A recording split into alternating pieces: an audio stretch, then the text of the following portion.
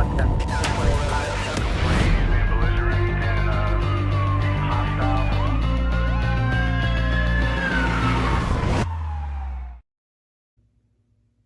I'm David Roger, General Counsel for Las Vegas Police Protective Association. In this video, I'd like to talk to you about mandatory vaccinations. Quite a few officers have contacted PPA expressing some concern about the department mandating that they take the vaccination for COVID-19. Some have talked about retiring early or just leaving the department. And so let's first talk a little bit about the law with regard to mandatory vaccination, and then we'll talk about collective bargaining.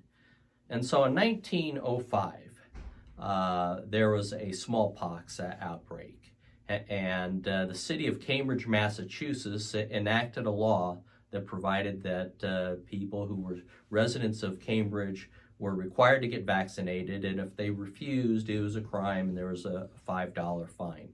The case made its way up to the U.S. Supreme Court in Jacobson versus Massachusetts, 1905 case once again. And the U.S. Supreme Court held that the mandatory vaccination was constitutional. The court explained that under the police powers, a state has the right and in fact the obligation to protect the health and safety of its citizens, and therefore it was constitutional to mandate vaccination during the smallpox outbreak. The court did indicate that they believe that an exception should be part of the law, and the U.S. Supreme Court said that if a person had medical conditions that prevented them from being vaccinated, they should be exempted from the law. The U.S. Supreme Court did not recognize a religious exemption because that wasn't an issue in the case, but some believe that there are two exceptions. One is a medical exemption and two, a religious exemption. So that is the U.S. Supreme Court, and that is the state of the law. Just recently, a state mandated vaccines.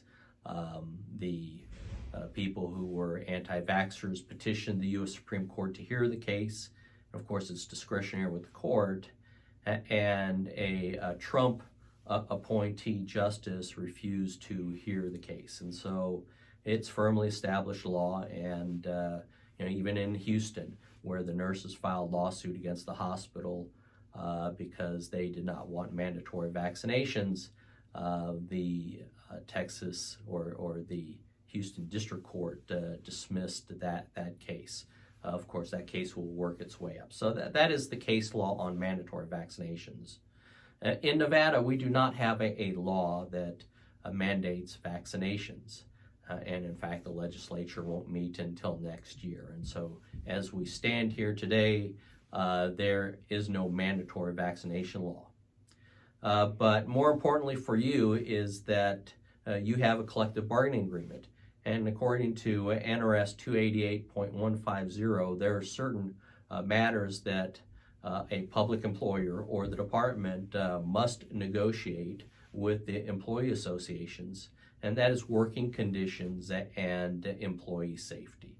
And so today, if the department wanted to institute mandatory vaccinations, they would have to negotiate with PPA. And if PPA said no, they do not want mandatory vaccinations, and by the way, Steve Grammis has already stated publicly that will be our position, then the case has to go to an arbitrator.